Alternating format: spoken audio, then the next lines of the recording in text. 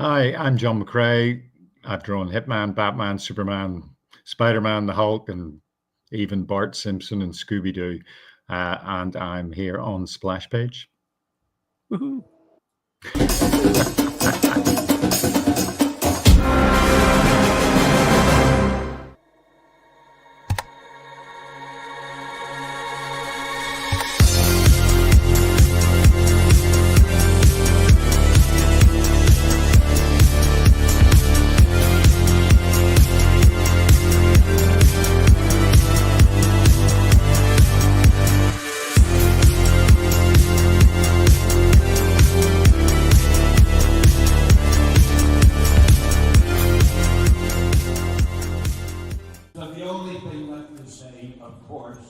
Is the one obvious thing.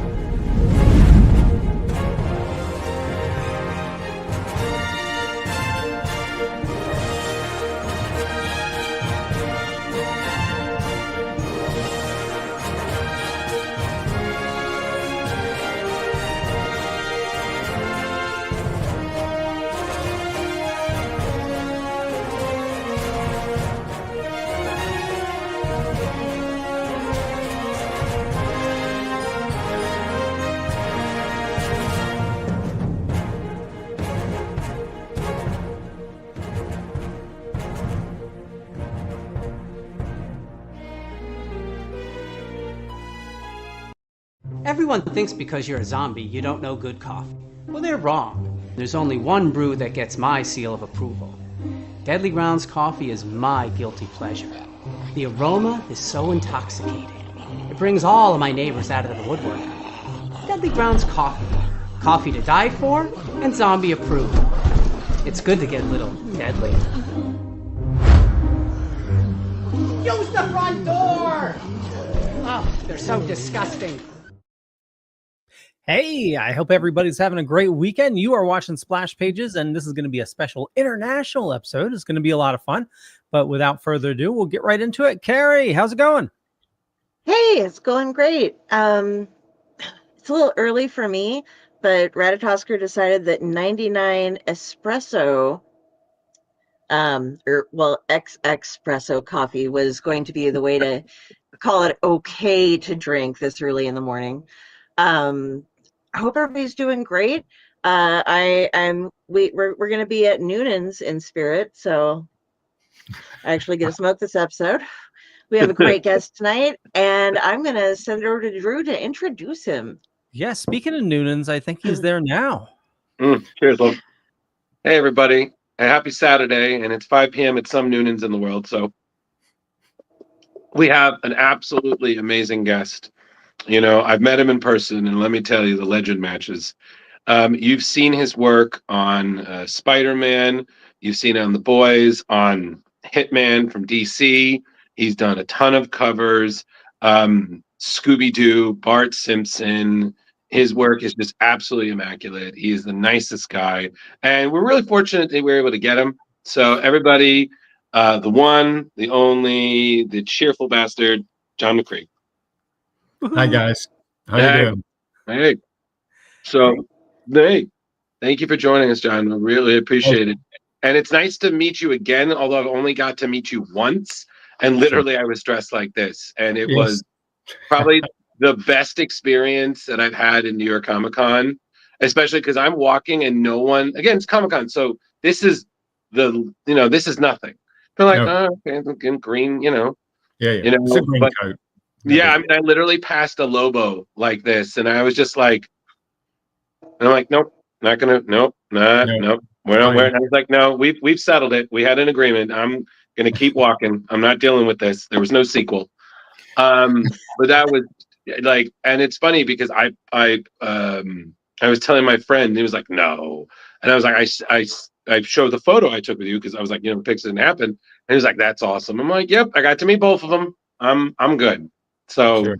that was Yeah. absolutely fantastic. And then when we were talking, you said that that you'd seen one or two times in the past, but then you were talking about other cosplays from it, and you had mentioned you had seen a dog welder, and that blew my mind Sure. because Section 8 was absolutely insane. And I told Carrie, who I and she read the book at my insistence. She was like, "This is fucking, yep, there you go." I had a little bit more hair then, so I think I but did too. yeah. But no, I mean that was great. But I mean, you guys, I just need to say, Hitman is two of my favorite DC characters, right next to James Robinson and Tony Harris's Starman. They're two of my favorites. I reread both series every year, and I never get tired of it. No, And thank you very much. That's good company as well.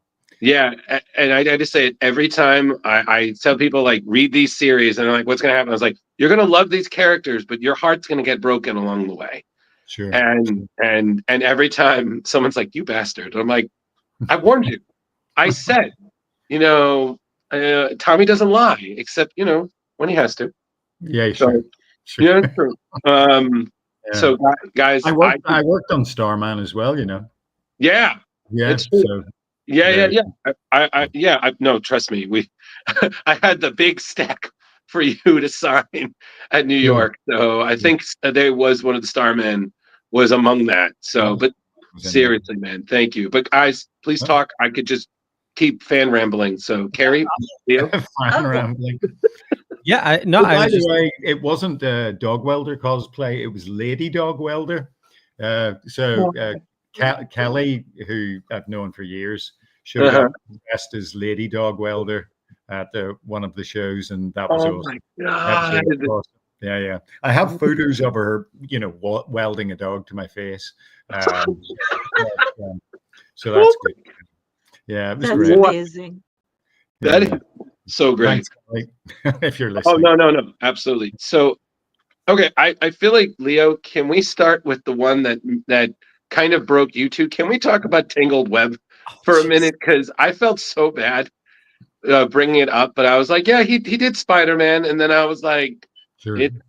I was like, we're never going to see it on the big screen, but he definitely did Spider-Man.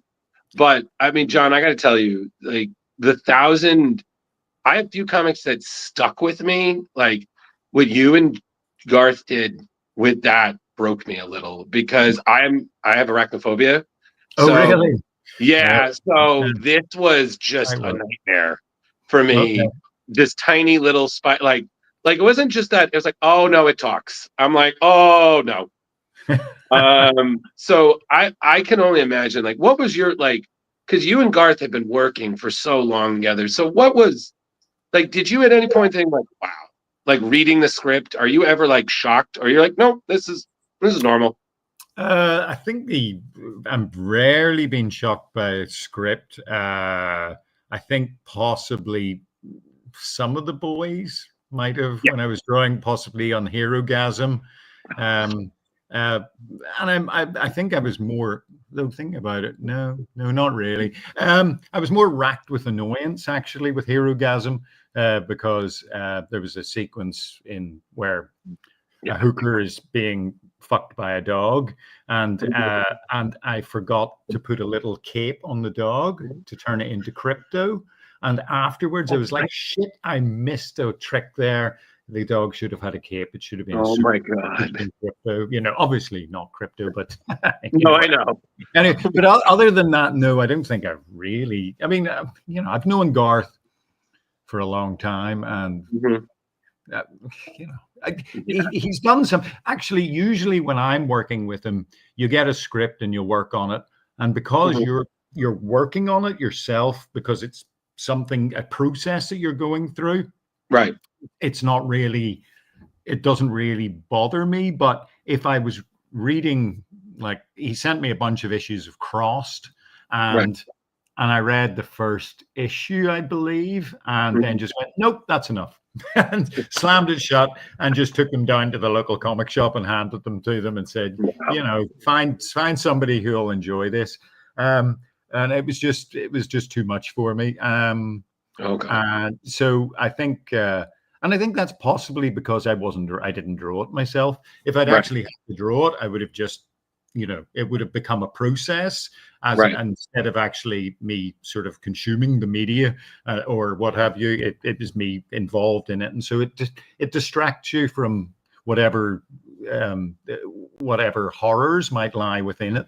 Right. And also, I don't think Garth has ever written anything that horrible that I've drawn.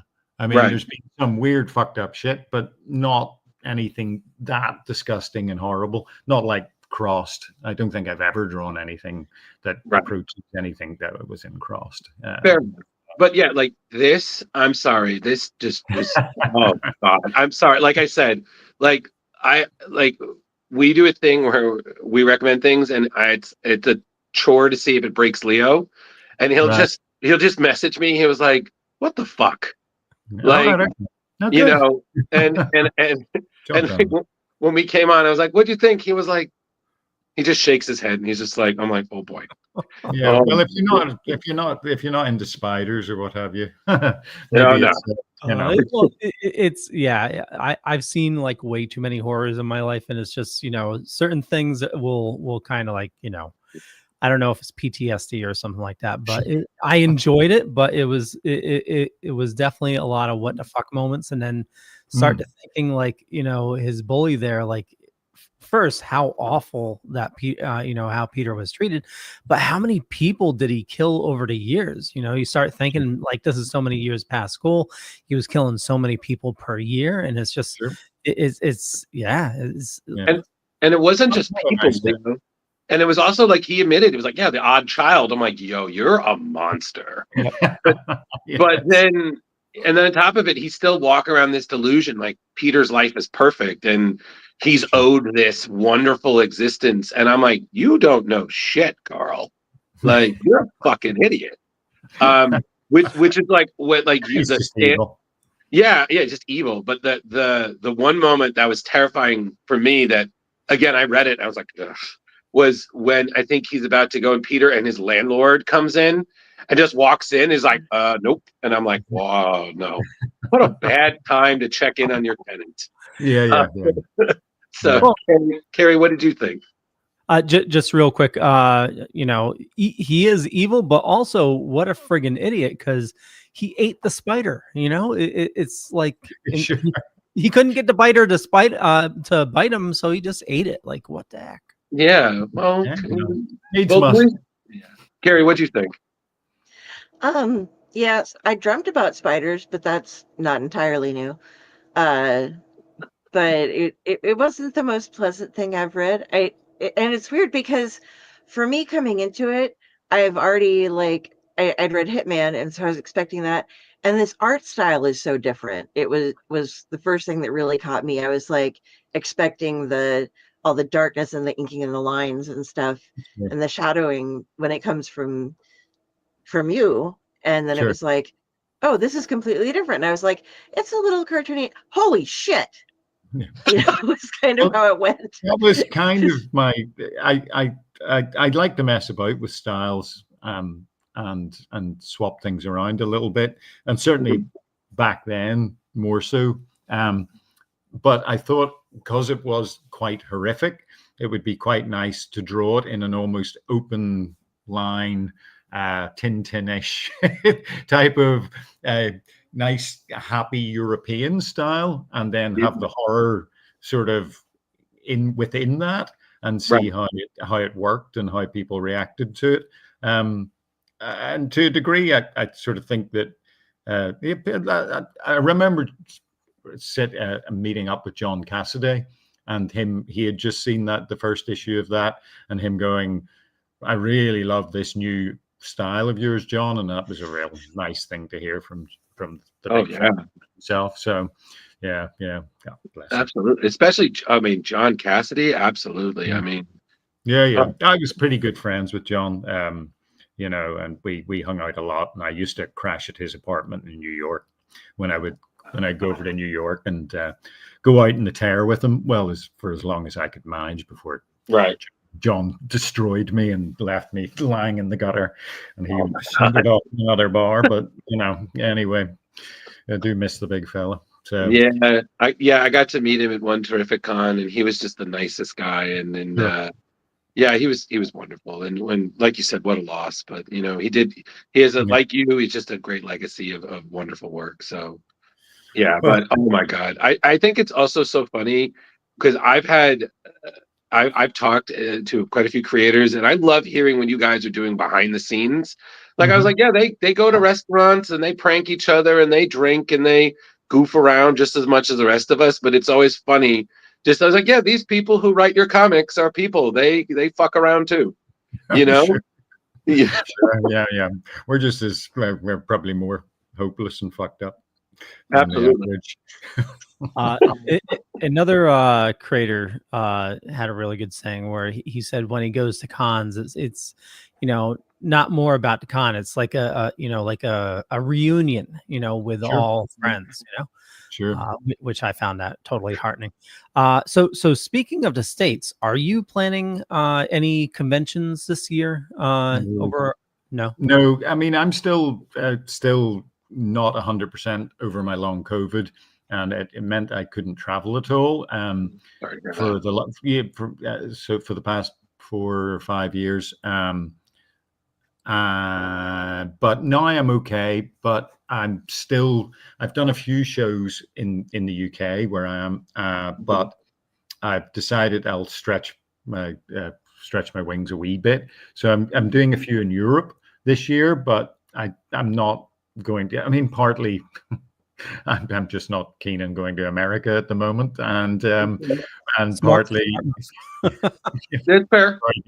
sorry guys, No worries. but No, no, but we get but it, John. also, yeah, I just it's too far at the moment for me anyway. Mhm. I need to see how I deal. I haven't done any European shows yet. I've got a show in Vienna in Mhm. the end of May, and then I've got one in Italy, or two in Italy, I think, and then at the end of the year I've got one in Belgium. So I'm just going to do those and see how I deal with that, with the travel. Okay. It's not too much. It's 3 or so hours travel plus Mhm.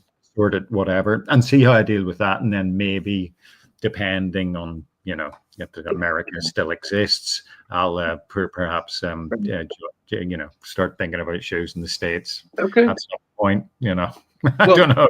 I don't know. But well, let's talk yeah. about politics.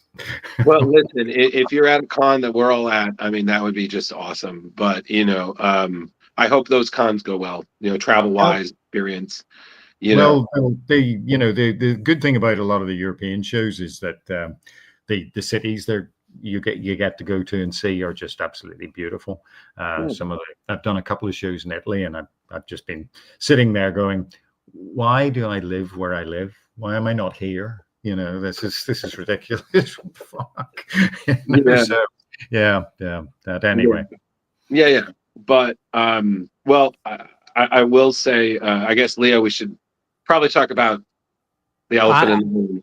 I'm just thinking about Italy. Like, can we live vicariously through you, John? I We think. can. He posts a lot.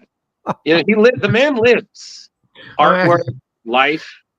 So we could live through him. He does yeah. still Well, good things. I'm not. I'll post about shows and things like that, and yeah, I mean, but I'm not very good on social media. I'm not like on it all the time. I've especially recently, and I've found the block tool is my friend, and I've just used a lot of that, Fair enough. and tried not to engage with terribly much. It's like, hey, here's my artwork, and like I'm going to go to this show, and that's about it. That's about it. Yeah. I can't be dealing with anything else. We were talking to one of our guests, and he brought up that it's just the culture has just changed, and it's about how people approach you at conventions. A lot of times, it's not really about you want this person's opinion on your work. It's it's always like the stepping stone. It's not really like, what can you do for me? And it's just like, Sure. it's just, this is a person and they don't really owe you anything. If they Yeah. decide to look over your work, that is their choice. And if they say, I'm not really doing something like that, again, your call, and that's fine. Sure. But it's about how Carrie, what was it? It was how you go about it. It's how you approach the person instead of respectfully versus. I've got to say, most of my interactions with people at shows have been pretty great. I've not really run into anybody. I mean, quite honestly, it's I who have been the asshole at a few shows here and there. One in particular that I still get slight flashbacks to, and just sort of wonder how I could be such an enormous asshole to the person I was. But generally, I've had really great experiences at shows with everyone. I mean, it's not. I'm not right.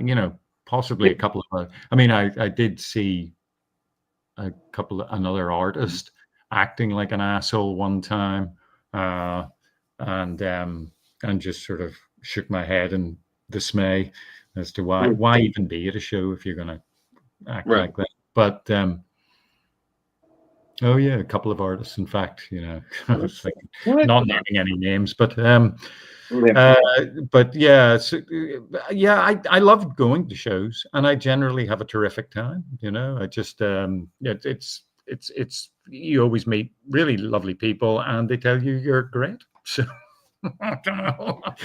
Someone can give you money. It's amazing. Yeah, you have some of my cash. Oh, okay.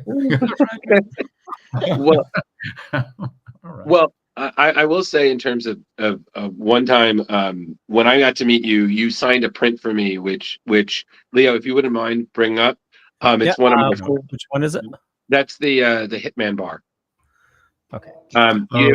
It was a print. It was Tommy, and it was John Constantine, and it was Jesse Custer from Preacher, and they're all drinking at a bar. And you signed it for me, and I also, like a couple of years later, I had Garth sign it because and I have it framed, and then I have it framed, and it hangs, no pun intended, in above my bar that I have in my apartment. Because a bar in your apartment. Nice. Of course, I'm of the age where I would rather just stay at home and drink versus go out and drink. Sure. So I get that. I get that. Yeah. But I like, and I've had it over, like, ever since I've gotten it, it is over my bar, and I was like, frame everything. It is, and I've tried with one of my friends. I was like, guys, if we ever could do this? Because I have a friend who he's basically John, and I have another friend who loved doing Jesse from Preacher. Right. And I was like, my God, if we're ever all in the same costume, can we just go to a bar and recreate this photo? Because I that would be quite cool. I'd like to see that. If you do it, I'd like to see that. Oh yeah. Oh, trust me, if it happens, you're my first tag. But sure. I just want to say thank you for this, because again, Thank you. No, thank you. Yeah, I was happy with that picture and how it came out. Yeah, but that's definitely in Noonan's, because they've got the 6-pack on the wall. So it's got to be Noonan's. Yeah. So speaking of that, I have to ask, because Noonan's being one of the things from your Hitman run that is still a part of the DC universe, was that based on any bars that you and Garth? Because kind of. When Garth and I started going to New York many years ago, there was an Irish pub called the Blarney Stone, shockingly, that Steve had used to drink there. This was Steve Dillon, long before he knew either me or Garth, and he had been over in New York and had drunk in this bar, and then he hadn't been there for maybe 10 years or something like that. And he'd gone back to the bar after this big absence, and he'd walked in, and the barman just looked up and went, "Steve, the usual." And Steve just went, "This is my home away from home." So, it's, that was his cheers moment there. So, so we would go there with Steve, and I've got to say, it really was a bit of a shithole. I mean, the staff, the bar, the owner was great. But I mean, if you didn't like Guinness, your options were pretty poor. Drink wise. So yeah, it was not my favorite bar, but there was a Marvel bar that was called Openers that all the Marvel Jimmy Palmiotti and Joe Q used to drink there all the time, and I loved that bar. I used to go there a lot with Garth and Jimmy and Joe back when Marvel Nights was the thing. And Yeah, that was a terrific bar, and I loved drinking in there. And it sort of became so much of a comic bar that back they had big murals of various comic characters painted on the walls on the outside. It's no longer there, of course. I mean, Jesus, it's New York. Nothing stays forever. But yeah. There's some of the stories. Bloody hell, what a great place. But yeah, that Noonan's is based on the Blarney Stone more than anything else. But of course, I mean, with Noonan's and Hitman and Tommy, really, I honestly had no idea that they were going to be what they were. So when I designed Noonan's, I just wrote Noonan's Sleazy Bar because I thought it was a funny throwaway joke and it would never be seen again, and then, of course, it was. And Noonan's has sort of become its own character within the DCU, appearing in various places. I mean, I find it kind of amusing when people draw Noonan's, how much they tend to make it look nicer than it should be. I mean, I kind of think, oh yeah, they've definitely spent a bit of money here and tidied it all up, and it doesn't strike me as likely that Beator would really do that. Beator's been cleaning. Yeah. And also, we actually have seen into the future, and we know that Noonan's is exactly the same 50 years from now, or what have you. Right. Though actually, Garth and I were doing a little story together that might feature Noonan's, and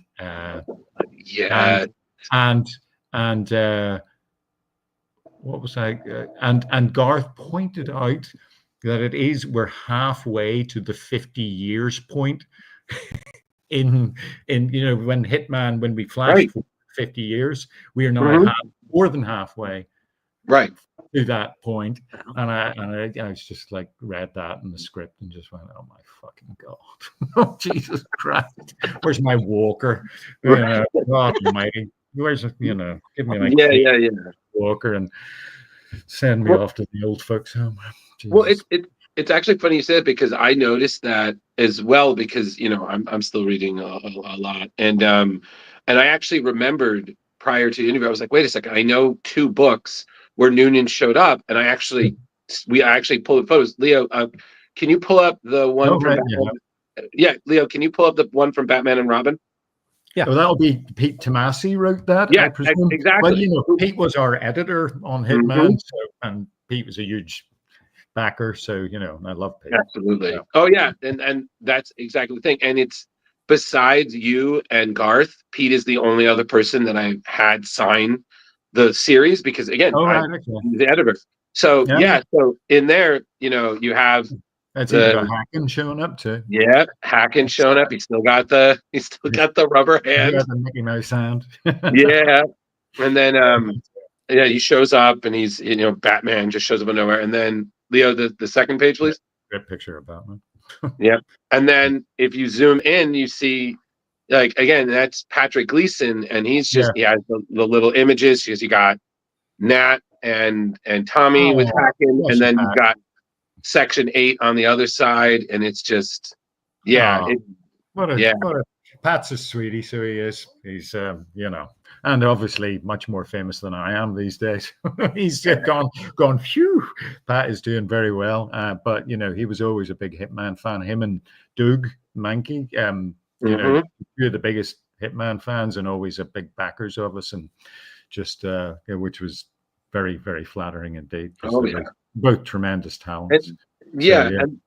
And then Leo, if you can show the Hacken cameo from Superman, which was also Pete Tomasi, which was so funny because in that one, Hacken is in an arm wrestling competition with Bebo. Because Hacken, because Hacken is mouthing off about Superman, and Bebo being the biggest Superman fan in the world, he's like, nope, can't do that. So they're having an arm wrestling contest. Sure. I think Yeah, it's over like a space rock that Hacken got from an astronaut, and Right. and I'm just like, oh yeah, Hacken is he's still there, he's still Yeah.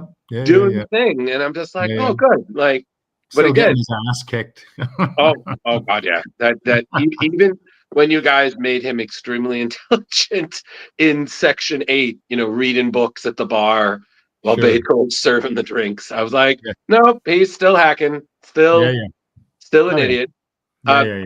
The second page, Leo, man, he lost, of course, Jesus. Yeah. and he's talking, and That's and super. what was so disheartening is because if you like zooming in, he talks about, is like, I've lost plenty of buds, and I know that when someone dies, they ain't coming back. I'm like, oh, Hacken, come on, man. Like, fucking kill me already. Jeez. But I mean, even, and Leo, that's all for that one. Thanks, Leo. Yeah, but I think even in Harley Quinn, the show, Noonan shows up. So, I mean, Yeah. Well, I mean, I don't know if you've been watching Kite Man. The spin-off. yeah, Love it. Six packs in there, Mo doubles. oh my god, And who else? There's 3 characters, and Sean's Right. show too. I haven't seen it, but Yeah. it's on Apple or something. Is it or something like that? No, it's on HBO. yeah, Right, yeah. But like, it was funny because again, I have friends who I've cosplayed with, and they know I'm a big Hitman fan, so they'll let me know. And one of them sent me the image because they're watching the show. I don't have HBO right now, and someone sent me a screenshot of Six Pack, and I'm like, no, yeah, I know. no, no. And I was like, this is an age of wonder. We finally did it. Tell you the truth, early on, that show was actually going to be called Noonans. Oh my god! It's going to be called Noonans, but then I think they just decided, I guess they were going for the whole cheap type of thing, but I think they decided, well, now we should just roll with Kite Man as well. Yeah. Right. But yeah, so but still very cool to see. And the other thing that I noticed was that they did a big. I can't remember which artist it was who drew the poster for the show, and it was done as a billboard in Hollywood, and on it was Mo Doubles.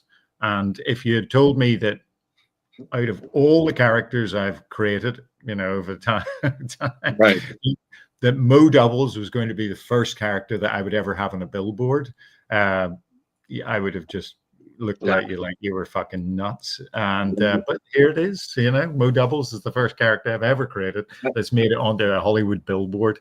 I mean, the fact that I've a character that's made it on the Hollywood billboard is something, but I mean, so odd. What a weird time. It really was. But I mean, on top of it, Hitman was such a wonderful book. I mean, it spilled out of your collaboration with Garth during Etrigan, the demon. Yeah. And then you just kept doing it. And it just had its own series, and it was 63 issues plus one annual. Plus an annual and the tie-in to DC 1 million, which was hilarious. Good time. You guys, you like, again, you worked on pretty much everything except I think there was one book that you didn't do, but you did the cover for. So it was still, your baby regardless. Sure. And you got it was one of the rare ones you guys got to end it on your own terms. And Sure. I mean, I feel like I was talking about this with Carrie. I was like, you don't see that a lot these days. Like it's a different market, isn't it now? It's a tougher market. A new book that comes in and is able to last the distance these days, plus also just having a creative team sit on a book solidly like that. There's been a big debate going on socials about the idea of, why don't people sit on a book for longer. And why do artists tend to, just there's a lot of the 3 C's, isn't it? Conventions, commissions, and fuck, something else starting with C. I can't remember what it is now. But and artists tend to just do that to make their living. And why don't they do regular books? But the truth of the matter is, it's absolutely, you have to be A, young, and B, extremely committed, and if you're lucky, the book's successful. Right. And these days it's tough for a book to be successful. You get in fact, things like Invincible or Savage Dragon, they don't come along terribly often these days. So Starman or Hitman or whatever the hell, books that, Starman, of course, was already a character, right. So to a degree, reimagined, sure. But anyway, it's just a really tough market. And I'd look at just the thinking about drawing 60 issues or odds in a row now. That's a young man's game. There's no way I could manage that. I'm exhausted after drawing 6 pages of artwork these days. It's just like, So it's just one of those things. Dead Eyes, which the book I'm doing with Jerry Duggan. I'm on issue 9, and the first issue came out in 2018. So obviously we've had our share of problems with that book, but quite a lot of problems with that book. In fact, I believe the book is cursed, but it will eventually finish. Like I said, I do not mind pivoting away from Hitman for the time being, just to talk about Dead Eyes, because I had never read it prior to preparing for the show, and holy, actually, wait, we can curse, right, Leo? We can curse. Oh yeah. I think I've been swearing up a storm. Fucking hell, this was absolutely amazing. Holy shit, what a ride. I couldn't pick one moment I enjoyed most, but the amount of things you did. But I will say one of my favorites was the puke fight. I never fucking thought I would ever see that, but holy shit, that's issue. That's issue 2 of the second series, isn't it? Yeah. That was quite the thing to draw. Yes. Yeah. And possibly color too. I'm sure. But I think that, and then God, what was it? Because I'm a big Christmas fan, guys. So the fact that you had him show up and he's in the yard and it's got the Christmas and everything, and Santa's falling down, I was like, I assure you, Santa was like that when I got here. Yeah, that's right. What the? Well, that was, that's what I like collaborating with Jerry, because there's quite a lot of sort of back and forth between us on the book. The bit with Santa was just me sort of messing about with the drawing. It was meant to be set at Christmas, because as Jerry said, there's nothing sadder than sort of like after Christmas, sort of the tree lying in the yard and the sort of, there's a real sort of sad nostalgic thing to it. And so setting at Christmas or just after Christmas was quite a nice little thing. And then but so all those Christmas things there, I just felt that Dead Eyes needed to be messing about and doing something. So sort of picking up Santa and putting him up and setting him up and making, Jerry ran with it with the dialogue. So, fun stuff like that is just fun. But, it's just things like that also require a lot of effort, just instead of just drawing a page with people standing talking, having to think about how they would perhaps be doing things and doing stuff and moving around requires a lot more sort of brain power than just just your average sort of interaction between whoever. Carrie, So, I think you had a question about the mask.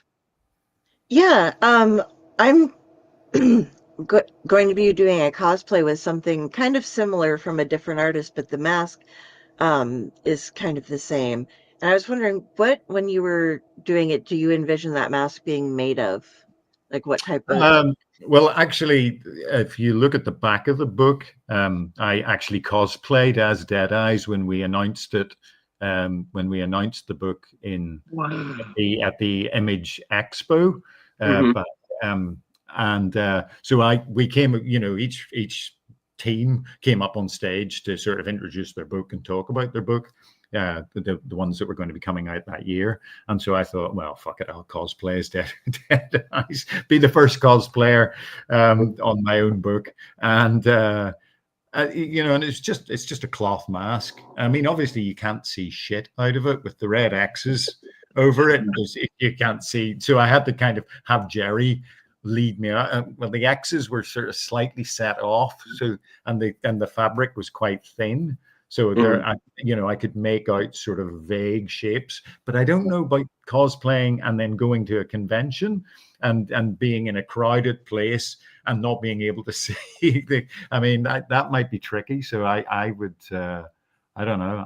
You would have to look into that, because I just wore it to that very short place, and I was just standing still, and then after about 25 seconds or maybe 30 seconds of standing there wearing it, I had to pull it up because it was boiling to death inside it as well. I don't know how cosplayers manage it.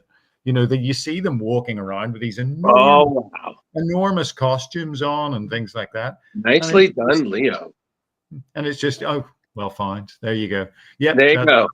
That's on the streets of Derry in South Ireland. So in North Ireland. So Derry, Stroke City. So Jerry and I were both over for a convention there, and we had a whale of a time.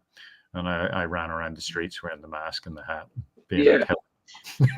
And something else I wanted to cosplay that I was forbidden to do by somebody was one of my favorite characters, which you created or co-created, the Defenestrator.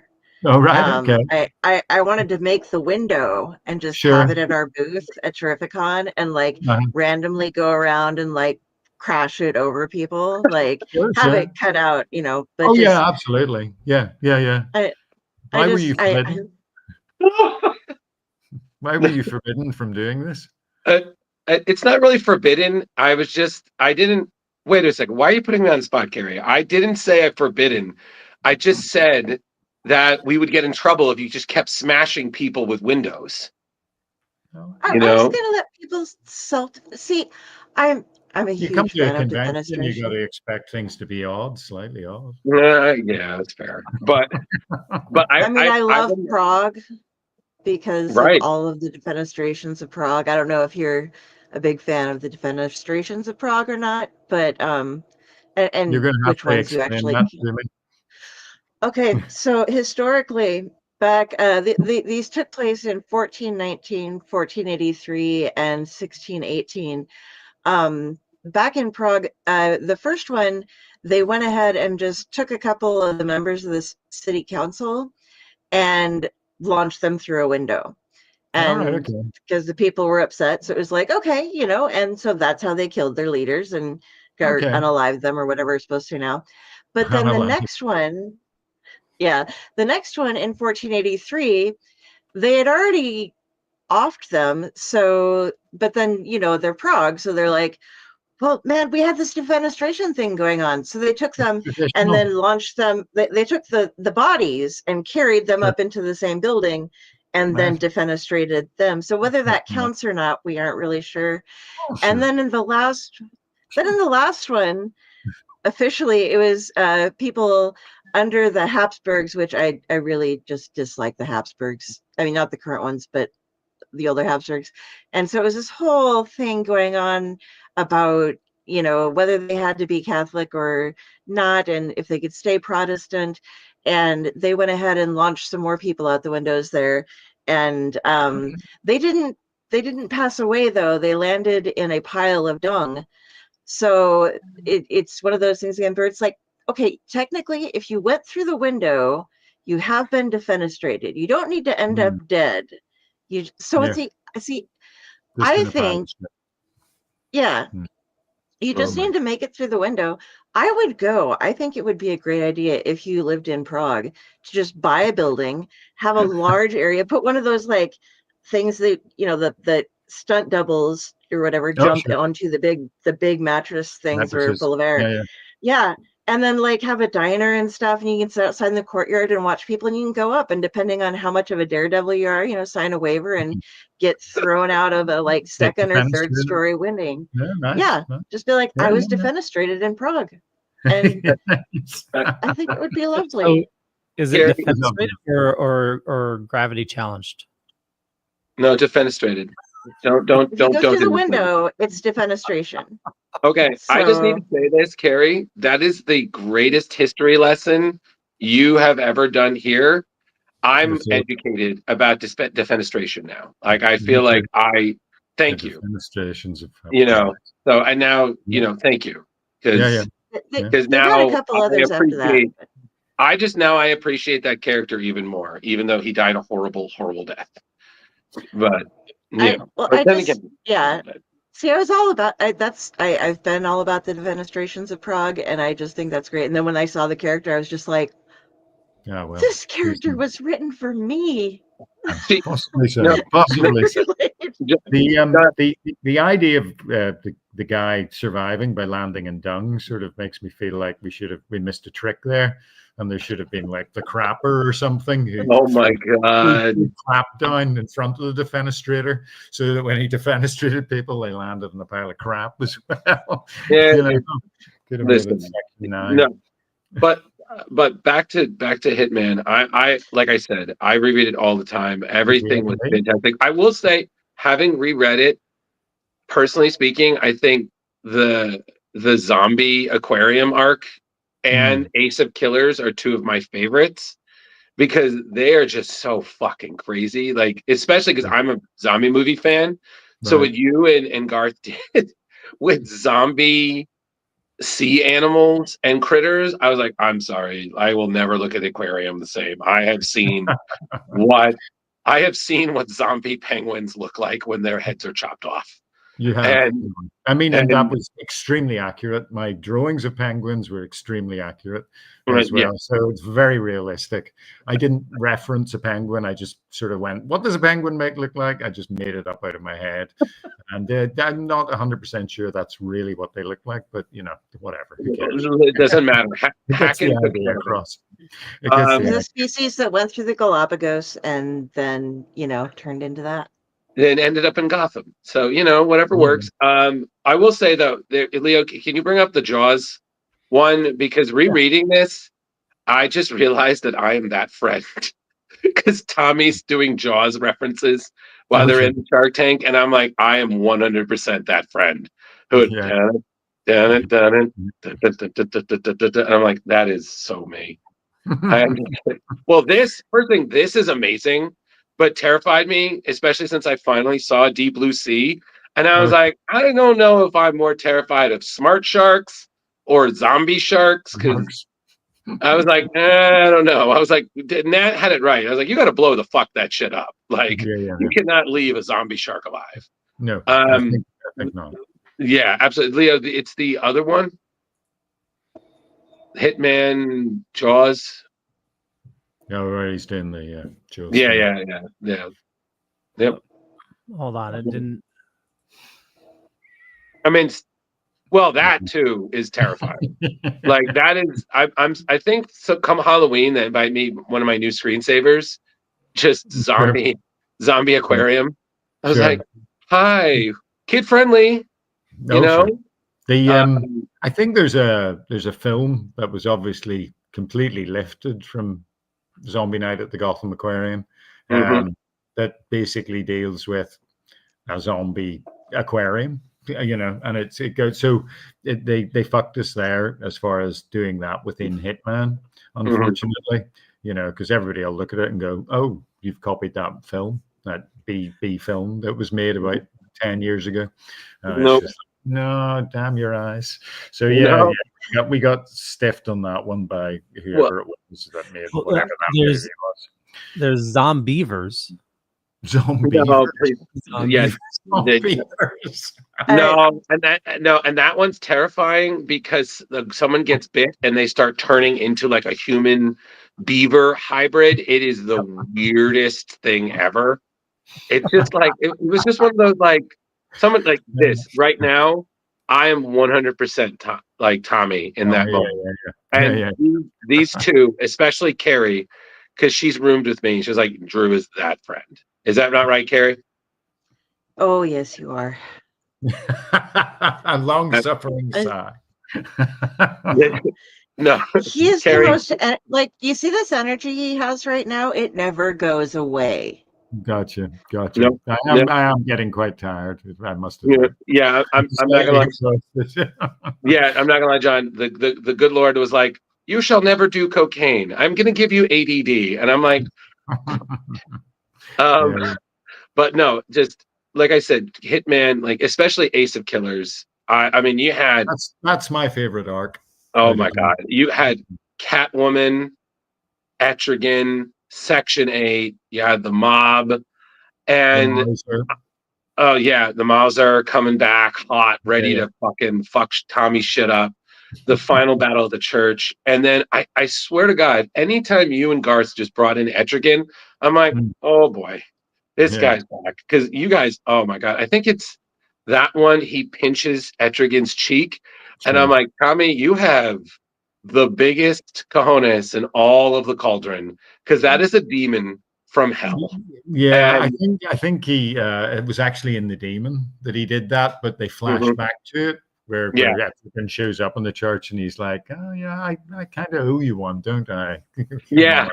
And Tommy's like, yeah, exactly. And then, like I said, you had so much.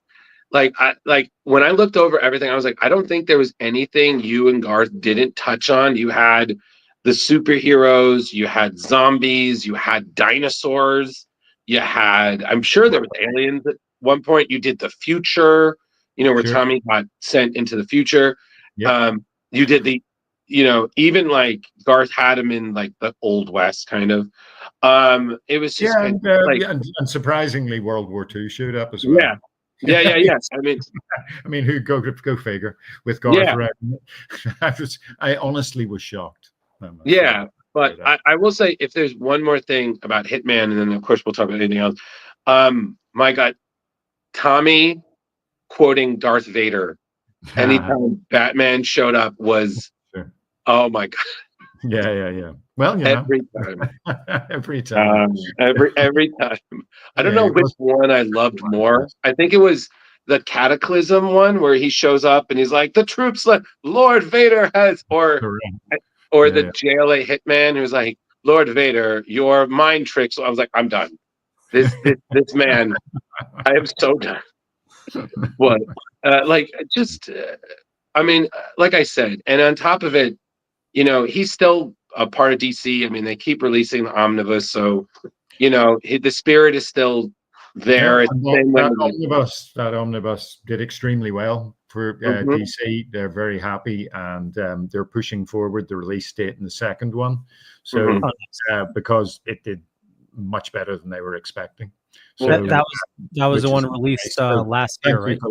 Yes, it was released sort of end of August or sometime in August or something like that last year. So the final one, there's only going to be two, obviously. There's just only so much material. And I just need to say for the record, thank you for creating a character, because I'm very much the sunglasses guy. So thank you for creating a character that I'm wearing these and I'm not considered a douchebag, because I'm very much the guy who will wear the sunglasses inside, and people are like, what is wrong with you? And I'm like, nope, I'm in character. You do not want to see what's behind these eyes. It's dangerous. Well, I like drawing characters where you actually can't see their eyes, because I have one eye further up my head than the other, and so when I tend to draw characters, my eyes are always lopsided. So anything I can do, like you'll notice Dead Eyes, you can't see his eyes. Right. Hitman, you can't see his eyes. Anything I can do to get out of drawing the eyes of a character, thank God for for computers though, because they make it quite easy for you to fix those problems. Right. But it's still a problem that you have to fix. Yeah, I remember Dave Johnson gave me. Well, he just dropped me a text or an email one time just saying, John, I love the work you've been doing recently, but I noticed that you keep sort of, your heads are slightly wonky. And I used to have that problem too. And then I started doing this and I was just like, no, I'm never going to ever be able to not do this, Dave, because it's just built into me. No, so, literally, Right. I mean, Well, that's the problem. If you draw what you know, and what you know is the thing that you see the most, and you tend to have to look at your own ugly mug the most. So I've got the wonky eyes and the fucking cocks, the slightly grin thing, and on all my characters. So yeah, anyway. You're doing I'll good. keep my ears. You mentioned computers. There's no hair. What's that? You mentioned computers. What's your current process? Do you hand draw and then scan it in? Or? Oh yeah. I mean, computers. I'm a Luddite. I'm a moron when it comes to computers. I only have a computer and use it because it has to be. It's necessary. I have to scan the stuff and send it. But they are handy, and I pencil generally quite small. Actually, I usually pencil the stories on the back of the script, and then I'll blow them up. Scan them in, print them out to the artboard size, and then light box them and ink it off on that, and then I'll scan it, sort out all the eyes that I fucked up, and then I often put a bit of computer zip on. So that's the limits of my abilities, really. I mean, I keep thinking I would love to learn how to color, because if you can control your own color palette, it's quite nice. And you see some of these artists who do their own coloring, and the way they integrate it into the actual physical drawing, just amazing. But it would take me 3 years and then I'd probably be dead, by that point anyway. So, I couldn't afford the time to learn it. I am a slow learner too. Yeah, I hear that. I've seen some of the coloring videos and stuff like that, and the work they do is just astonishing. Sure. And I guess when you've got somebody like Mike Spicer, who colors most of my stuff, you got somebody like him coloring your stuff. I mean, what's the problem? He's a genius. I did a Batman cover recently, Batman and Robin one. And not either of the ones that have been seen recently, but a third one. And it's just my favorite bit of coloring by him. I was just looking at it going, shit, this is good enough to eat now. Can I eat this? It's on the screen. It just looks so delicious. So yeah, he's great. I love Mike. Awesome. Carrie, what were you going to say? I was going to say, let's all say happy birthday to Mahana, because she's watching, and happy birthday, she's Mahana. Originally from across the pond with you, but we have her now here in the States. So yeah. She's part of our team, and before the show she let me know it was her birthday. So I was like, well, you shouldn't have told me that, because I'm definitely gonna bring it up to the team and we're gonna wish you a happy, and I know she's watching. So that's why you don't tell me things, because I will make it a bigger deal. But happy birthday, hon. Carrie, can I bring up one of our other favorites that I feel is going to give John a good laugh? I believe it's one that's rather creepy. He's part of Section 8. He's quite bueno, if you know what I mean. oh, Sure. Yeah. Okay, I need to say this. I don't know what the hell he did to Lobo, but I feel like the joy is I don't know. But by God, that is the most terrifying hero that I'm glad is on our side, because I don't know if it's the way you wrote him. It's the way like Garth wrote him or the way you drew him. But every time I would read that, I would hear it in my head, and I was like, "Oh God!" Just that's what we were after. I mean, I think he's a fun character to draw. But The fact that when we did the Section 8 mini, and you know, Oh there my was God. we had him on the front cover, and in the big leather boots and the cod piece, and that's on the cover of a DC comic, and I'm just looking at it going, I cannot believe they let us put Right. Dino on the cover. No, It's just so repulsive. It's just so repulsive. absolutely. I think it's because Amanda Connor was doing all those covers. So like, she makes anything look good. It's fine. No, but this was one I drew. I drew the variant for issue 1, and or I believe I did. Maybe I'm imagining it. No, I'm pretty sure. No. I think I remember that one. And yeah. No, Amanda does make everything look very pretty, doesn't she? Yes. It does. Even the most disturbing stuff on the Pro still had this kind of nice sheen to it that was like sheen. No, that's the wrong word. But anything in the Pro. Right. Anyway, you know what I mean, guys. Yeah. But I will say, Carrie, if I can bring up the other one that's a favorite, and I have to ask Beitor. Sure. Beitor, which is the greatest, besides Sean, the greatest bartender we've ever seen at Noonan's. Yeah. Carrie, I'm going to let you talk about this one because I feel like I've talked so much, and I might need a refill. So go, please, Beitor. No, Beitor is the most incredibly fun character. Like, you have an insane demon that comes up and then just starts hanging out. They have the like, I am Spartacus moments with, there's all these things with Beitor, and just, you had to have had so much fun because he's almost amorphous. I mean, he has like somewhat of a kind of shape, but it's more like cylinder with a hole on the end. That's exactly go where you want. In fact, in the second Hitman omnibus, there's I actually did this. I said to Garth that Beitor keeps showing up in Noonan's in other comics, and nobody really draws him quite right. They don't quite get him and understand him. So I've done a how to draw Beitor Oh my God. page for the new omnibus. It's not, it's nothing, big shakes, but it's I thought it needed to be done. But I mean, if you'll notice again with Beitor, he doesn't have any eyes either. So there's a theme running here, no eyes. So Beitor was just basically a demon of madness, and Garth just envisaged it as some sort of howling mouth. I think that was his description, and I just went with that. Just a howling mouth. But I like the idea that because he is the demon of madness, his teeth there are no gums. His teeth just float randomly in the mouth and transform and change. Right. The corkscrews or bottle openers or whatever the hell. I mean, you could have an armchair as a tooth, or like a small MPV, but those things are hard to draw, so I can never be bothered doing that. Right. So, though actually, in the latest story that I've done, I thought it was quite a nice moment. Garth said Beitor has to be smoking, and he lights up and he pops a cigarette in his mouth.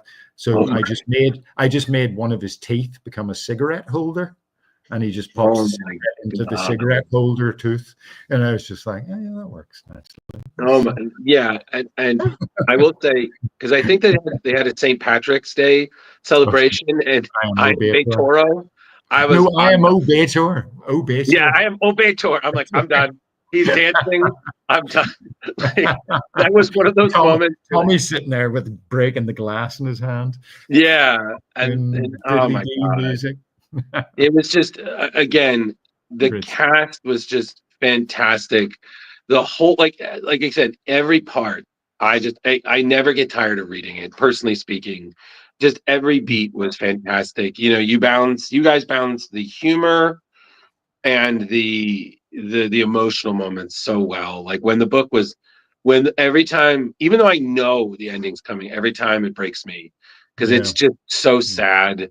But the memory still lives on, and so I'm like, you know what? That's the best thing, because especially in comics, you see so many characters rewritten, retconned, and a lot of work I feel just gets kind of ignored or swept under the rug. You guys like your work is still respected. You know, the characters are still there, and you know, and especially in Gotham, you know. Yeah, I do hope that no matter what happens with Hitman, he's never brought back. I mean, he is dead, and he should stay that way. And I mean, I know that Garth will definitely never write him again, you know, because dead is dead. The only reason we did the JLA Hitman story was because that arc was actually meant to be in Hitman, but as we were approaching the end of Hitman, DC basically said to us, sales are not great, so you can cut out all the extraneous stuff and finish it off by issue 60, or, you know, you can try and put in these stories, but and then it might get cancelled before you finish the ending. So we're like, right, well, let's not be silly here. Let's just get rid of the extra stuff. There was meant to be a werewolf story. The world's shittest werewolf or something like that. Oh my God! Well, there was meant to be a werewolf story, but you know that never came to be. And but the JLA Hitman we got to do, so you know, which was nice.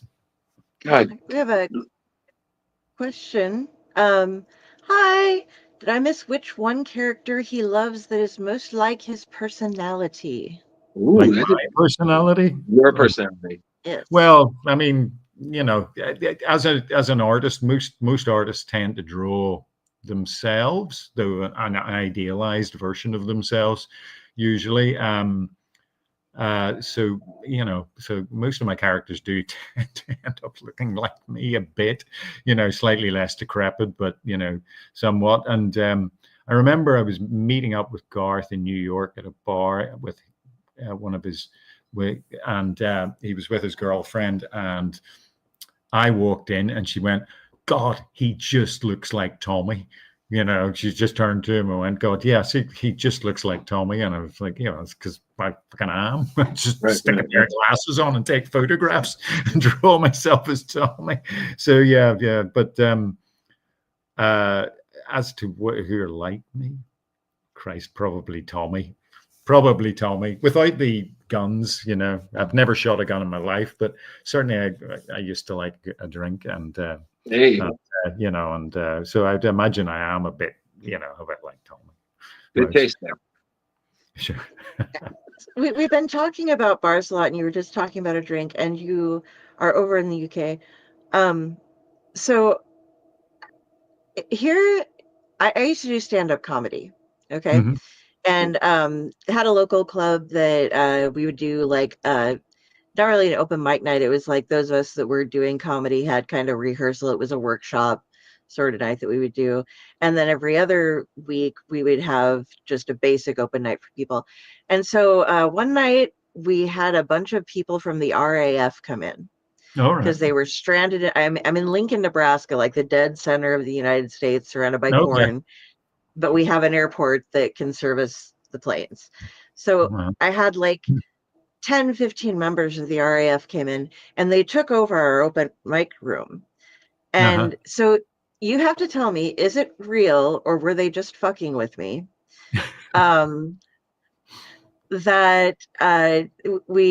there were all these songs and things going on and games and people, and you had to like drink fast and then dump it over your head if you when the first person finished. They made me stand on a chair and they sang Alouetta and did all these, like horrible lyrics and everything like that. And so that's just what happens like at any pub over. Yeah, certainly if the RAF show up. I don't know. I don't know. I mean, probably. And I don't go to pubs that often anymore. And British people are, they used to be quite reserved, but now, hold on one second. Alexa, stop. Sorry. Oh, no. Alexa giving me a reminder to do something. Mine's right there. Okay. I thought you were going to for real life intriguing at this moment.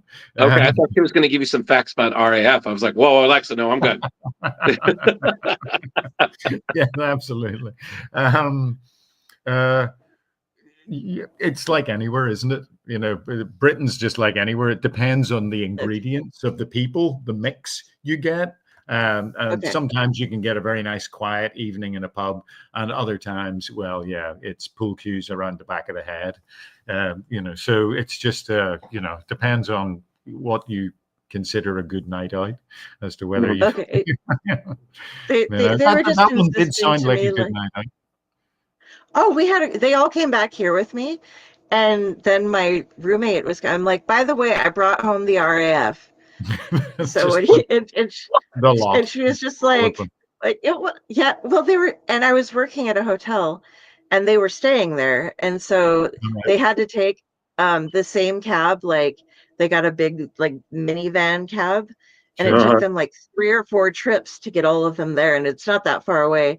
But I got into work the next day, and one of them had left a camera, that they had brought, a disposable camera in my apartment, so I had to go in and be like, "Hey, so I was hanging out with the RAF last night," and they're like, "That was you that they were coming from?" And I was like, "Yeah." Like, but one of them forgot their camera, so could you please? And so then they're like, "So when are we going to expect some little RAF babies?" And I'm like, it wasn't just me that they were hanging out with. Oh my God. RAF babies. Well, you come out with wings. Oh my. Yeah, I have no idea. It was just the strangest thing. But they were just like, "Oh, this is every pub you go to. If you're in Britain anywhere, every pub you go to, everybody breaks out in song." And it's like, I'm like, "Was this Mary Poppins?" That's more the south of Ireland, actually. If you go to the south of Ireland, you tend to get a lot of pubs who, especially once the doors they do a lock in, and just shut the doors, and whoever remains, often the violins or whatever will come out, and people will start singing, and that's the South of Ireland can be very like that. I've not experienced it so much unless there is actually a band playing in the UK, or in England, or the Scots like a good sing song too, so they do. Okay. Scottish folks, yeah, they do like a good sing song. Oh wow, thank you for answering that for me.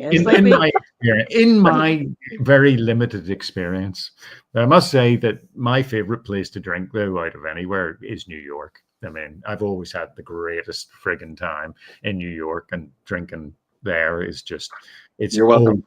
Thank you. It's always been awesome. I've always had a good time. Even if it's just been me, I've just ended up in some random friggin' bar. Because I would always go over to New York, and people would say, "Oh, are you not worried about being mugged or killed or whatever?" And I go, for starters, I'm from Belfast, and so you're fine.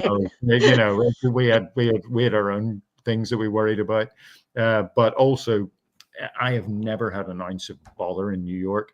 I've just had a great time, and you go into a bar, and the next thing you're friends with everybody in the bar, and it's just terrific. Great place to drink. Always enjoyed myself in New York. Well, I just want to say, Garth, you and Garth definitely gave me a thing that I want to do now. Now I feel like I have to go like this to the Blarney Stone if it's still there, and just get a photo. I'm like, nope, still great. Yeah, the Blarney Stone, may well still be there. If it is, I'm totally taking a photo like this. The problem is that there probably are several Blarney Stones in New York, so you have to get the right one. I can always ask Garth. I can always ask Garth. Please do. I would. Which area of New York it was in? Please do. My memories are so hazy, especially considering the amount of alcohol that was consumed. Right. Well, listen. If so, I'm taking that photo. I'm sending it. I'm going to tag you, and Garth be like, "Made it! I'm at the real Newtons. I'm still not dead." Somebody's asked a question. Do you have something you like to draw for yourself? So, as a kid, I loved drawing dinosaurs. These days, as a sort of an artist and a full-time artist, I rarely do any drawing outside of my actual drawing for comics. But considering I always loved comics, and from 4 years old, that's all I wanted to do was draw comics for a living, I tend to think that every day is pretty much Christmas. So it's So Man, love this job. Oh, it's good that you still love it. Speaking Pardon? of, oops, With the- yeah, no, I was gonna say. Speaking of that, your love of comics, I absolutely love how you got into comics and the shop that you started when you were young. Sure. Yes, my friend Fred and I, Fred was another comic fan, and we decided that the best way to pick up our comics, because we were buying a lot of comics, but we were buying them all mail order because there were no comic shops in Northern Ireland in the 70s and 80s, and so we decided we would start buying our stuff wholesale from Titan, which was the big distributor, and buy our stuff wholesale from Titan, and then sell our extra stuff that we had to buy through. We would have a stall in a market and set up a stall in the market. But there was a record store that we went to called Good Vibrations, which was run by this guy called Terry Hooley. And I don't know if you've ever seen the Good Vibrations movie, the film, based on the life story of Terry. Anyway, Terry founded Good Vibrations Records and the record shop, and Good Vibes discovered the Undertones and Stiff Little Fingers and maybe Don't Stiff Little Fingers, Rudy and various others, and put out their records for them. And Terry became quite famous and is quite famous within Northern Ireland and within the music scene. He did Glastonbury one time and things like this, on stage, and was friends with quite a lot of very, very, influential people. Anyway, Fred and I used to buy our records from his shop, and we were sitting around Joan with Terry one day, and we were saying how we were going to open a comic shop and a comic stall in Smithway Market. And he said, "I've got a back room. If you clear it out, you can have it for free and you can open a comic shop in there." So we opened our comic shop in the back of Good Vibes Records, and then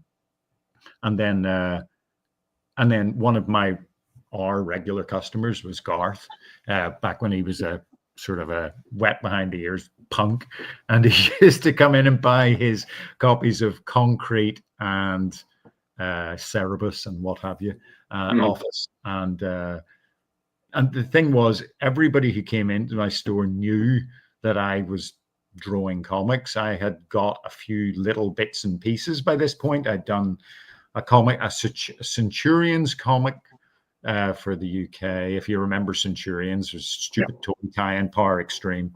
And I'd done a couple of issues of what was G.I. Joe for UK Marvel and a Future Shock for 2000 AD. So I'd done all these little bits and pieces.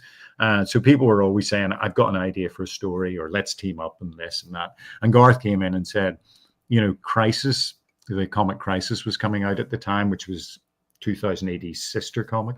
And Garth said, "We should pitch something. I've got this idea for a story called Troubled Souls, about the troubles in Northern Ireland that would fit right in with Crisis's sort of political sort of stance." And I was just like, "Aye, sure, whatever." And Garth sent off his idea and the fact that, and the next thing I knew, they were flying us over to London, and we got the job. And so there we go. And then the shop carried on after, but I had to step out of it because I was too busy drawing comics. And I'd always said to Fred, as soon as I get proper work in comics, I will leave, because running a comic shop is hell. Quite frankly, it's absolute fucking hell. And I have all major respect for any retailer, because it is a tough fucking job, and you don't get much. It's you have to love it. You have to love comics to be a comic retailer, quite frankly. I think it is tough.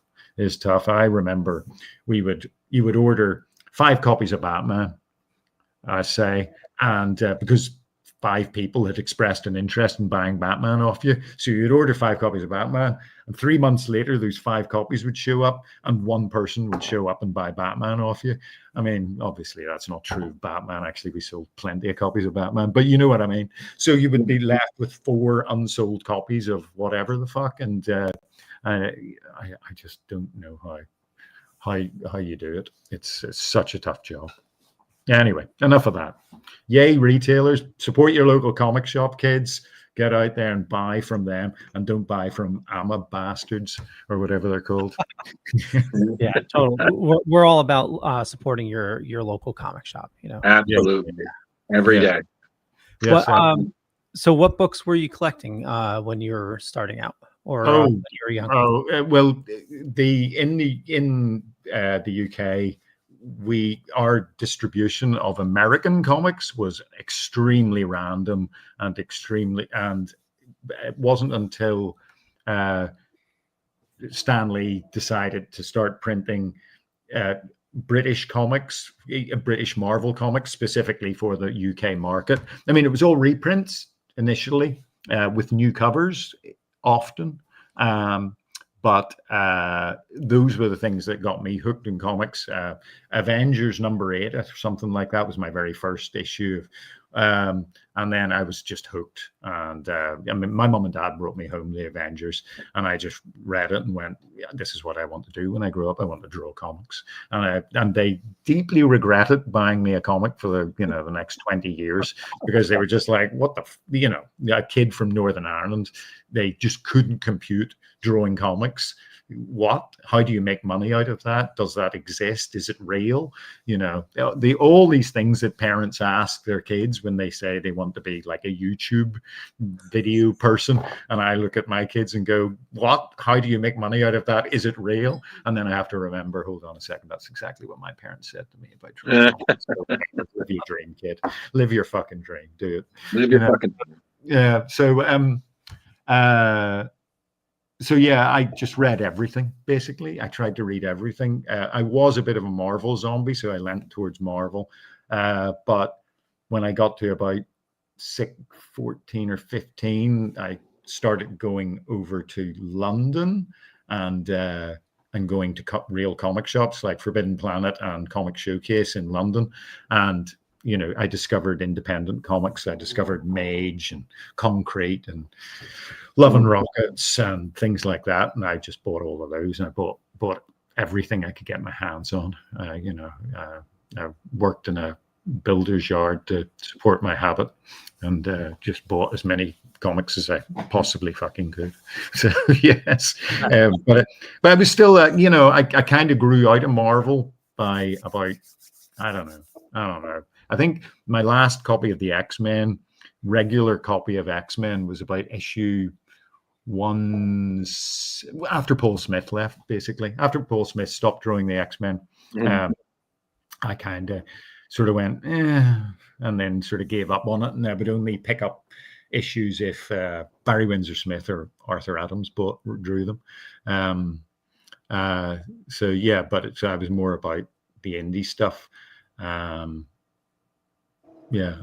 But these days I tend to read a lot of I'll sit and read my old comics, but I'll buy. I generally tend to buy Image comics mostly these days. There's so much fucking amazing stuff being put out. It's just, you cannot keep up.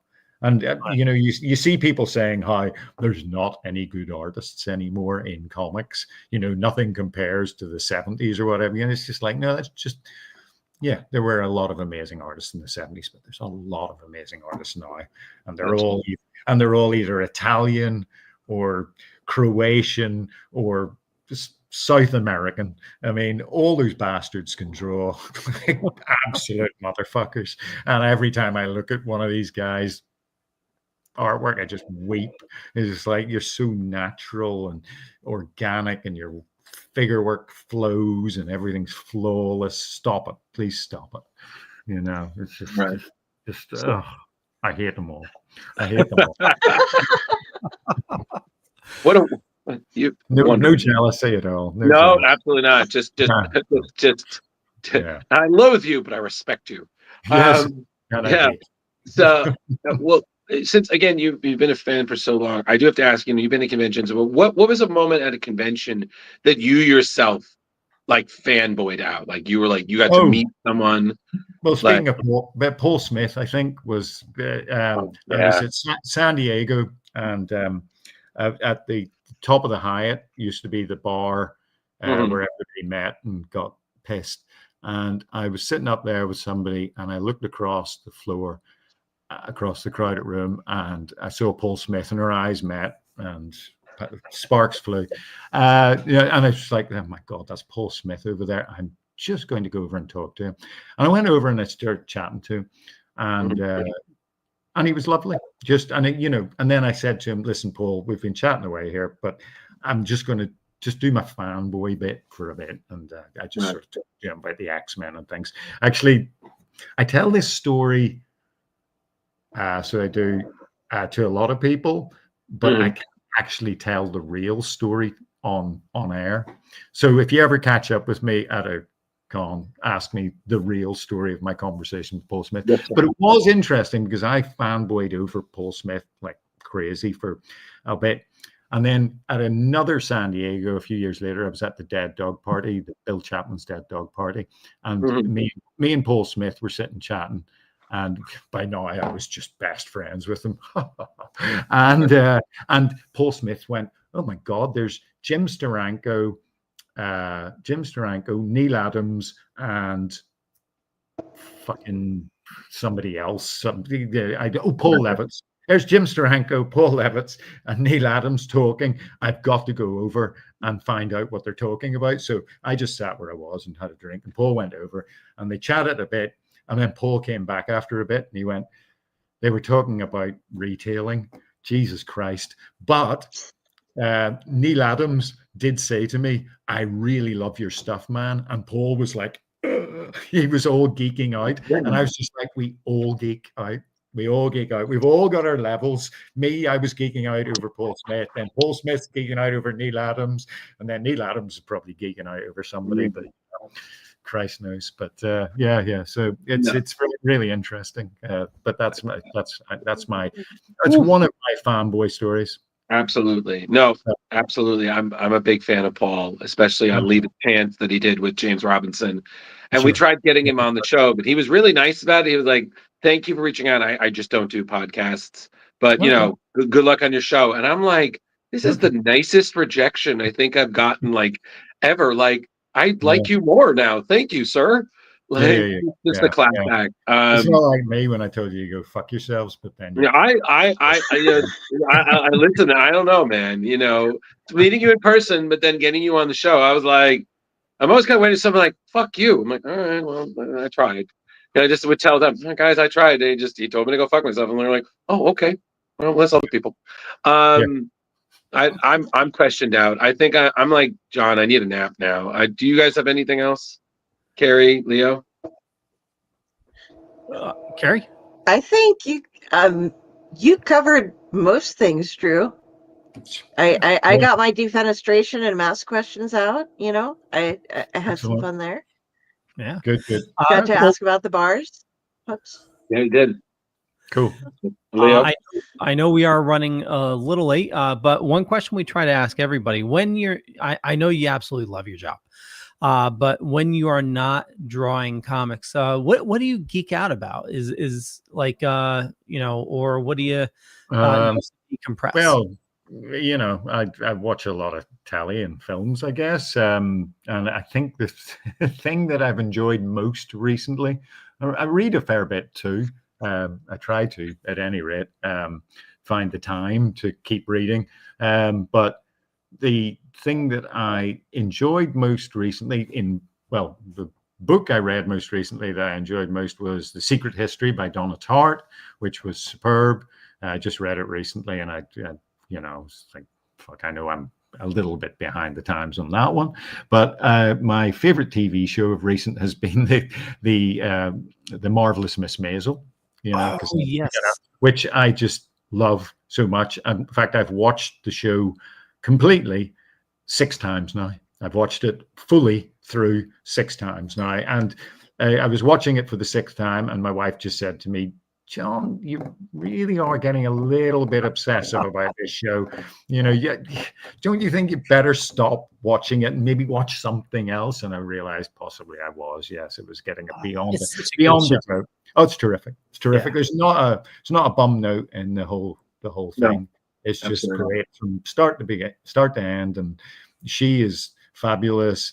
Her what's her name? The manager. Her manager is superb. Alex Yeah. Bornstein, I believe it is. Yes, that's right. That's right. The actress. Yes, yes. I mean, she's superb. I mean, fantastic. You know, the whole cast are just perfect. So they are, and I often think that I would love to see your man do a show about, oh God, what's his name? The fucking comedian who really, oh my God, my memory is so poor these days. Oh, I'm so dementing. What's the famous comedian who's in the show? The real life comedian who's in the show? What's his name? My God, I'm so dumb. I can't remember his name. No, you're not dumb. It happens. We all have brain fog moments, even me. Yeah, well, it's my whole life. Well, Yeah. I know Monk's in it. Tony Shalhoub. Tony Shalhoub's in it, but he's not the comedian. No, it's not your main man. I can't reveal what she. We're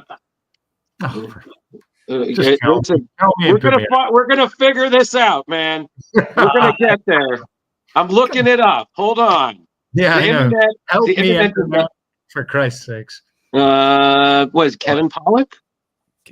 Fuck, I don't know. Don't ask me about any of the. No, actors. he's one of the dads. It's not. It's the other dad. No. He's a comedian, a real life comedian. They based him on a real life comedian. The very famous, Lenny Bruce. Lenny bloody Bruce. There you go. The guy who plays Lenny Bruce, and that should just go off and do a Lenny Bruce. Oh, okay. You know, I would just happily watch a Lenny Bruce show now, based with him playing Lenny Bruce. Luke Kirby. What's that? That's the actor's name is Luke Kirby. He plays Lenny Bruce. Yeah. Luke Kirby. Yeah. Right. Okay. Yeah. But Lenny Bruce. Oh, yeah. Sorry. Yeah. No, it's a great show. Love it to bits. Yeah. And I'm watching Invincible at the moment with my kid. Yeah. And that is my God. I was expecting it to be pretty good because I have read Invincible. But I just spend my entire time just going, oh God, who's going to be absolutely horribly destroyed now? Oh, it's just so tense all the time because you're just waiting for Omni-Man to absolutely snap somebody's neck or whatever the fuck. You know, it's a great show. Yeah, really. So yeah, I recommend that one. Yeah, that's about it. Are you still collecting it all? I bought just let me see, what's the latest comic I bought? Well, I did go and buy Amazing Spider-Man Annual number 13, the John Byrne, Terry Austin, Dr. Octopus ghost story, which I had got originally, but somehow, where did these comics go? It's like socks in the dryer.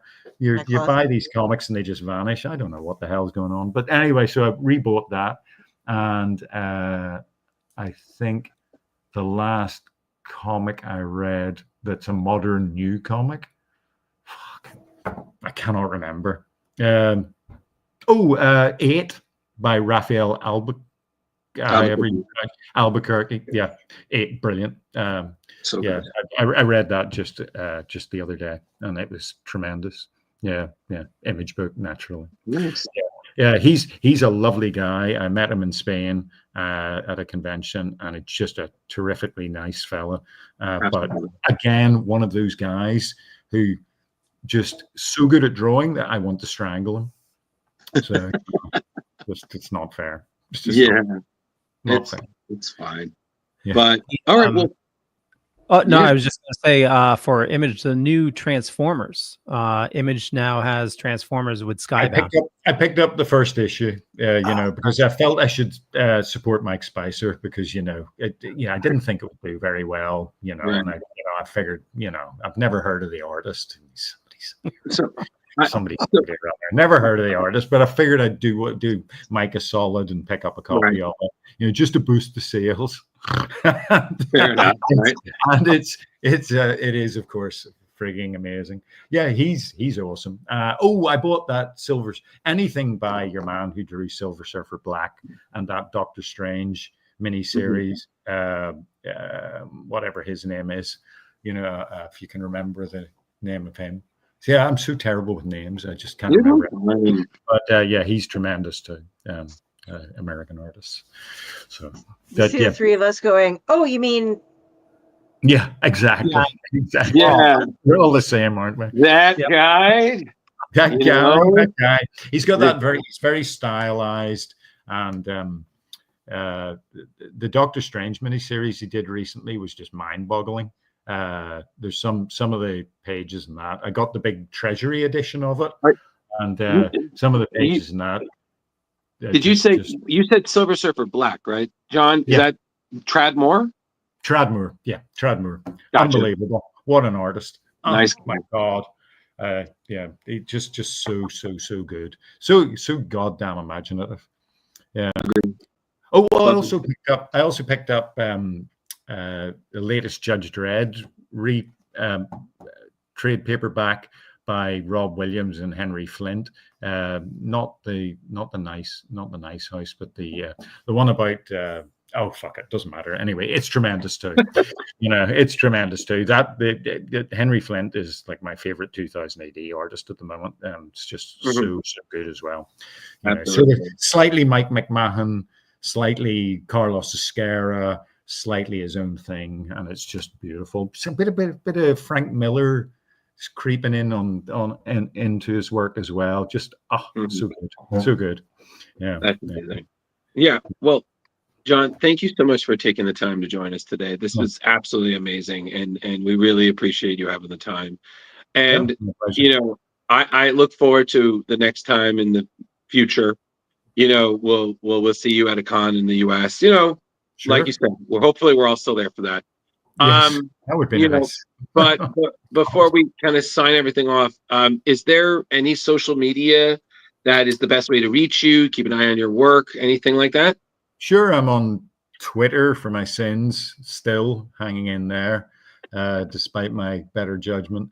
McCrea Man. I'm on Instagram, McCrea Man 1, I think, on Instagram, and I'm on Facebook against my better judgment as well.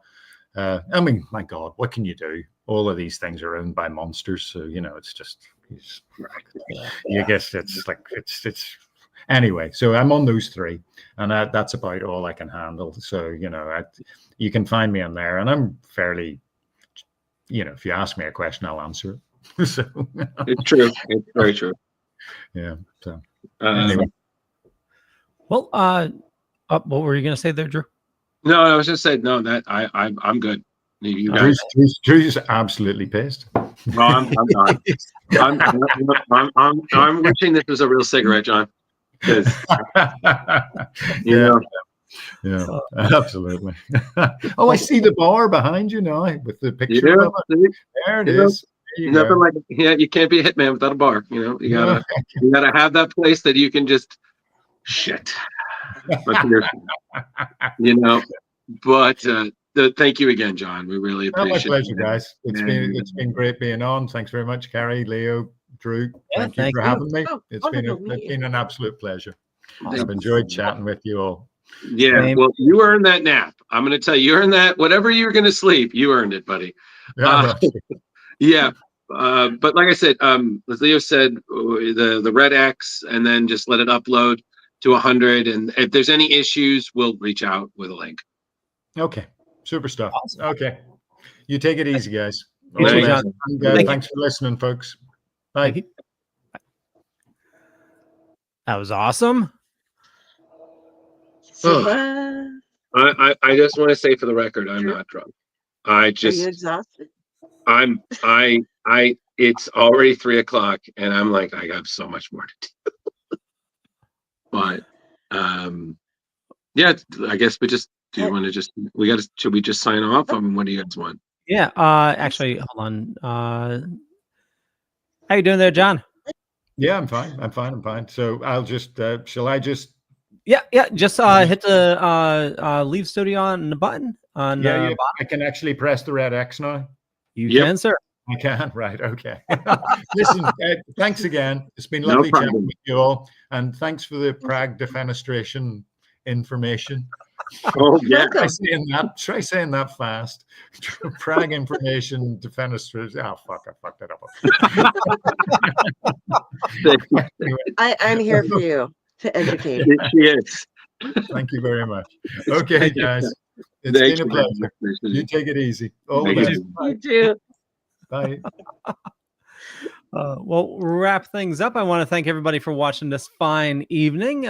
For me, just head on over to the Dorkening. You can find, some awesome shows there.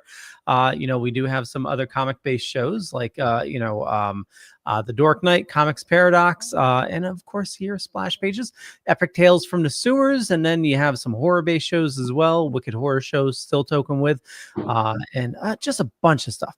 So we'll kick it over to Carrie. Hey, everybody. You can catch me on Tuesdays and now sometimes Saturdays on Splash Pages with these lovely gents and some other fun guests. And we've been having a lot of guest hosts lately. We're getting we are booked through the beginning of July with guests for you. This is insane. It is so much fun. We are so excited. When I am not here, you can catch me over on the Owlite Network. We do a variety of different shows, all based on storytelling. I'm not sure what we're doing tomorrow, but on Monday we're going to be doing our Tomb of the Terrible, Uncle Necro's Tomb of the Terrible, where we watch terrible movies and let you know about them. This one actually isn't too horrible, so you don't have to cringe. We are doing our review of Killer Clowns from Outer Space.